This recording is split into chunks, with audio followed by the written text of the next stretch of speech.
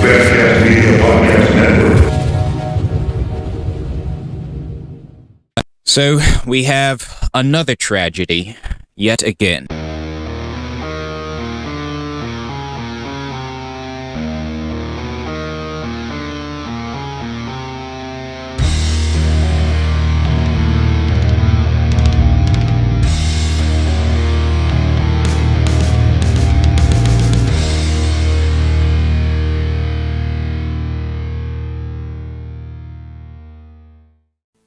Good evening, demons and demonesses. Kwame Wakan here.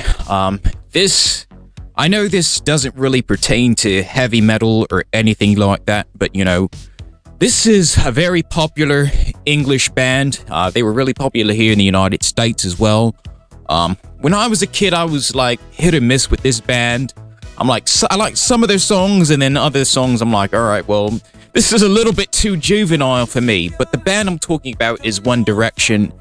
And one of their members, Liam Payne, unfortunately has passed away at the age of 31. So this lad was really young. In fact, he's not that much older than me.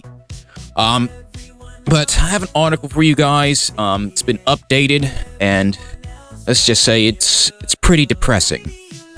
Former One Direction member Liam Payne had been candid about his struggles with mental health and substance abuse during his time with the famous boy band. His openness about these challenges lends sobering context to the recent tragic news of his untimely passing at the age of 31 in Buenos Aires. In a revealing interview on Stephen Bartlett's Diary of a CEO podcast in 2021, Payne detailed his battle with addiction while touring with One Direction. He described a period he termed his pills and booze phase. Pointing to images where he appeared visibly bloated, Payne explained, "My face was 10 times bigger than it is now. The problem was the best way to secure us was to lock us in a room. And what is in the room? A minibar." The singer admitted that this environment led to what felt like a perpetual party for One, spanning years. Reflecting on this period, Payne said, "And then you look back how long you've been drinking and stuff, and you're like, Jesus Christ, that's a long time. Even for someone who's as young as I was, it was wild." Payne described the restrictive nature of their fame, stating, "It was like the only way you could get frustration out in the day or being trapped. And I spoke to someone about this in child development as a teen. The one thing you need is freedom to make choices and freedom to do stuff." He further elaborated on the repetitive nature of their lives, saying, "And it was the one thing, although we could do anything we wanted, it seemed from the outside that we were always locked in a room at night. And then it will be car, hotel room, stage, sing. So it's like they pulled the dust cloth off and let out for a minute, and then woohoo! Then it gets like back underneath it, and I'm like, gah." When questioned about whether these struggles led to suicidal thoughts, Payne confirmed, "Yeah, there is definitely some stuff I have never spoken about to do with it. It was really, really severe." He further elaborated on his lowest point, saying, "I was where you had thought my rock bottom was going to be. Where's rock bottom for me? And you would never have seen it. I'm very good at hiding it. No one would have ever seen it." Payne also reflected on the uncertainty of his rock bottom, stating, "I mean, I don't even know if I hit it yet. You know what I mean? I feel like it's one of those little graphs you see when it's like, oh, we hit the support, the market support. Yeah, we there at least the support level. So it feels like I can either make that choice now and pick my last moments as my rock at the bottom, or I can make a new one and make a whole new low as my choice." I've got to interject right here. From reading this, it sounds like he was really going through it, because it's hard for me to, these are all quotes that I'm reading.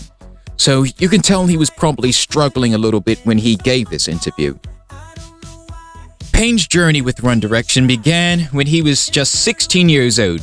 The band, formed in 2010 on The X Factor, quickly rose to become a global phenomenon before their split in 2015.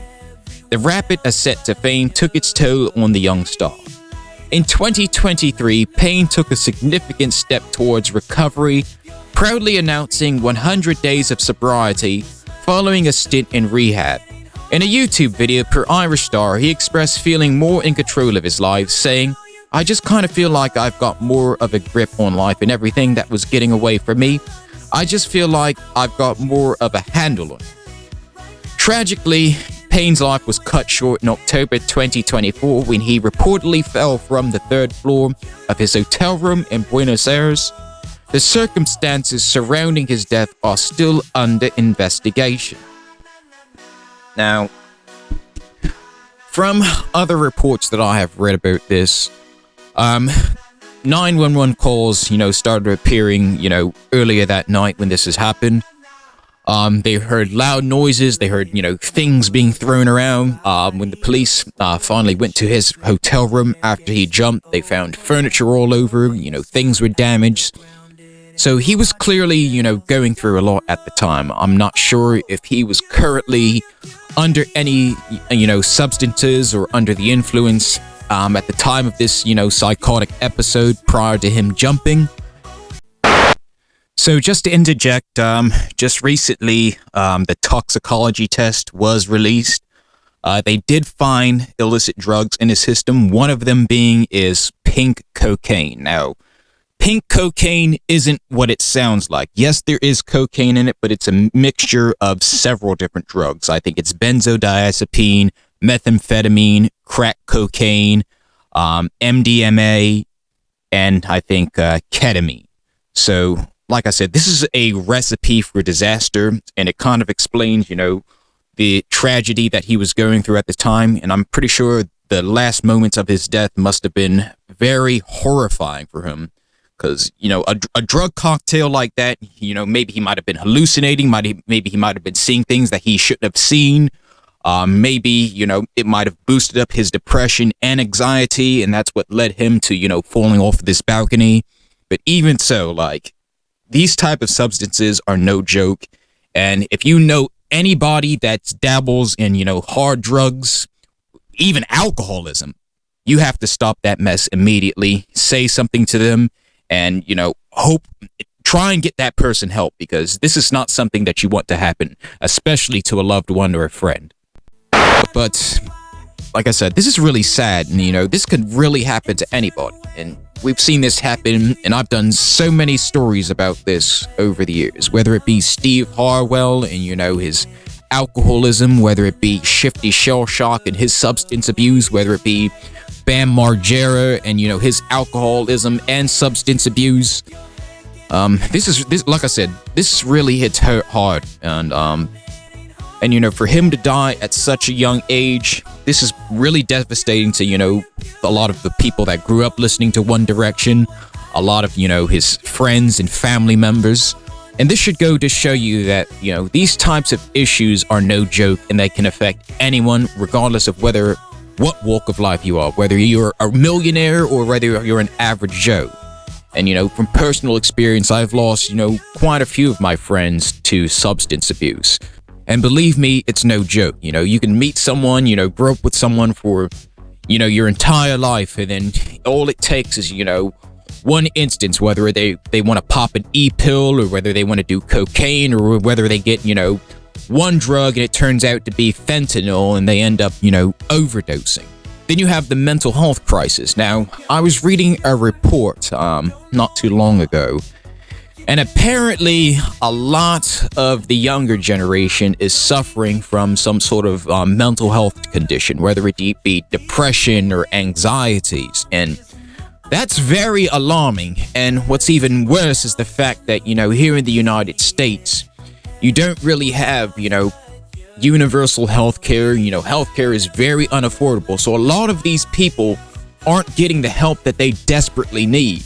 And that's going to, cause a severe amount of damage to, the country, the economy, and the future.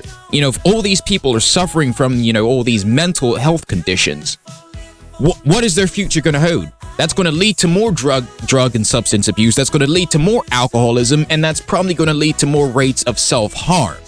So, This is very scary. Hopefully things change along the line and there's ways to reverse the damage that this is doing. But this isn't something that should be brushed under the rug. Lots of people should be talking more about this. And it shouldn't have to wait until, a big name celebrity dies before people start to understand how serious this mess is. So my message to you, demons and demonesses, check on your friends. If they're suffering from whether it be substance abuse or alcoholism or any of these problems, be there, reach out, and make sure that they get the help that they need, because we've lost too many people because of all this.